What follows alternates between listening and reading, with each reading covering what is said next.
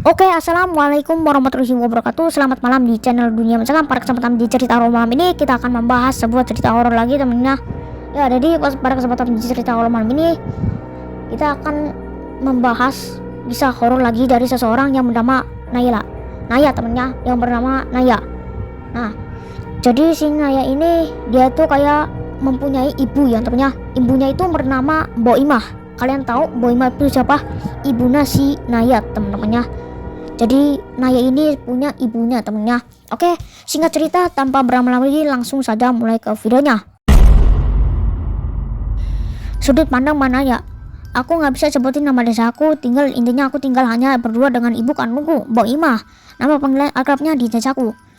Bapak sudah meninggal lebih dulu. Disusul adikku meninggal yang waktu itu umurnya masih balita. Aku juga punya satu kakak perempuan yang terhitung sudah 5 tahun nggak pulang ke Indonesia.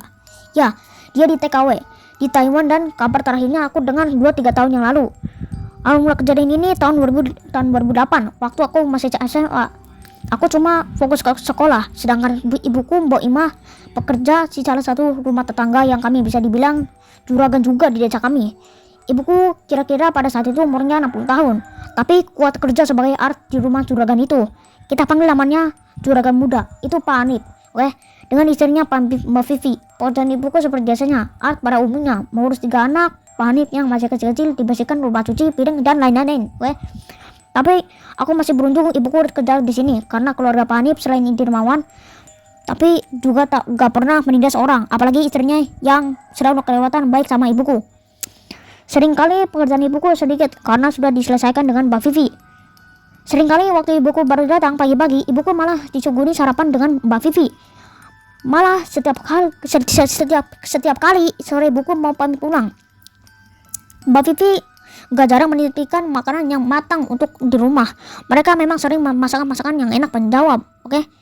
Yang mewah temennya, supaya Naya bisa coba di rumah. Selalu begitu salam Mbak Vivi untuk waktu menitipkan makanannya ke ibu. Ibuku sering bercerita Mbak Vivi memang istri yang rajin, bahkan rajinnya mengalahkan ibuku yang artinya ibuku sering kali gak enakan padahal Mbak Vivi salah satu sah-sah aja kalau bermasalah bermalas-malasan atau bersikap Mbak Ratu tapi Mbak Vivi anggap ibuku ini seolah ibunya juga. Planet ini sungguh sempurna di mataku, disegani dan dihormati karena beliau dan kaya raya. Lahan bisnis Pertaminanya di mana-mana, sudah bangun masjid megah di desa kami. Belum lagi beliau yang orang yang religius maksudnya. Bukan cuma warna yang merasa segan, tapi ibuku bahkan Mbak Vivi sendiri pun segan dengan sikap pendiam dan berwibawanya sebagai Pak Hanif. Begitulah latar keluarga dari keluarga ibuku bekerja setelah 3 tahun yang berlalu bekerja di sana. Aku dengar suatu hari keluarga Pak Hanif pergi ke Malang. Selama beberapa hari ibuku tetap bekerja di rumah Pak Hanif yang kosong tersebut. Jadi Pak Hanif menitipkan kuncinya ke ibuku. Singkat cerita, setelah kepulangnya dari luar kota, ibuku yang lagi di rumah dipanggil Pak Hanif ke rumahnya. Pulang-pulang dengan wajah ibu yang lemas, ibu cerita kalau perhiasan Mbak Pipi, Raif atau Mbak Pipi yakin perhiasan itu ia letakkan di kamarnya. Ibu semakin ketakutan karena baru pertama kalinya lihat Pak Hanif dan marah besar, dan seketika sekali dia baru menidu di hadapan ibu temannya maksudnya.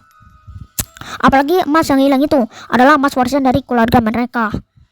Ibu menangis sejadi-jadinya di rumah, mengingat keluarga itu baik dan ibu merasa dirinya nggak sanggup menjalankan tanggung jawabnya jaga rumah Pak Hanif dengan baik. Pak Hanif dan Mbak Vivi pun heran kenapa tanpa ada tanda-tanda maling emas Mbak Vivi bisa hilang. Mbak Vivi juga yakin kamarnya dikunci rapat tanpa ada kerusakan di pintunya juga, tanpa lemari tempat penyimpanannya saja yang terbuka nggak kayak semula. Selama beberapa hari hilangnya emas perhiasan Mbak Vivi, sekalian gak langsung Mbak Vivi dan Pak Hani menuju ibu yang sedang pelakunya gimana enggak. Kalau karena dipikir-pikir cuma ibu yang bisa mengakses rumah Pak Hanif. Antara rasa sedih melihat kondisi ibu yang sampai berjumpa demi Tuhan, dan rasa sakit hati juga dari tuduhan yang Pak Hanif lontarkan sekarang sudah menyebar keseluruhan warga desa. Dari desa khususnya sampai ke telingaku temennya. Mohon maaf ya kalau saya tipe-tipe terus karena saya masih belajar temennya, masih konten pemula gitu lah. Ya lanjut. Oke. Lapar harta karena meraup semua perhiasan warisan dan tabungan milik keluarga Pak Hanif. Ibuku juga dipejat Oke, dipecat bekerja di rumah Pak Hanif. Istrinya pun bungkam karena ikut kecewa dengan perilaku ibu.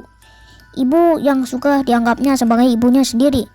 Dan paling dipercaya di keluarga Pak Hanif, betul-betul nggak ada toleransi lagi di sana. Besoknya setelah kabar dipecatnya ibu, kami putar otak lagi bagaimana bisa menyambung hidup. Apapun masalahnya, hidup bakal terus berjalan. Apapun masalahnya, perut harus tetap terisi. Tapi di hari itu warga datang dengan emosinya menggeledah rumah kami. Ya, betul saja, tanda-tanda emas itu, bahkan emasnya pun juga ditemukan.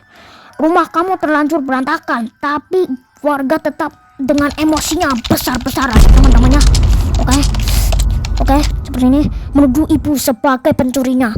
Banyak yang emosi dan benci sekali dengan kami. Akhirnya kami terus-terusan sabar menghadapi hari demi hari penuh tuduhan, sampai akhirnya pada ada 2 warga menjemput ibu di rumah itu untuk ke rumah Pak Hanif. Di sana Pak Hanif sudah menunggu. Aku menemani setiap detik apapun yang ibuku lalui waktu itu. Di sana aku lihat keramaian dari penduduk desa kami yang di dalamnya ada Pak Hanif juga, beberapa pemangku desa. Dengan sopan mereka menyuruh kami masuk dan duduk. Bahasanya yang tertata itu seolah menuduh tajam ke ibu masih soal pencurian emas. Di situ juga mereka membahas soal aku yang nantinya tahun depan setelah lulus SMA mau masuk ke perguruan tinggi. Karena ibuku cuma gaji dan tabungannya pas-pasan, tapi tanpa aku juga ibu pernah meminta pinjaman ke Mbak Vivi dalam jumlah yang banyak.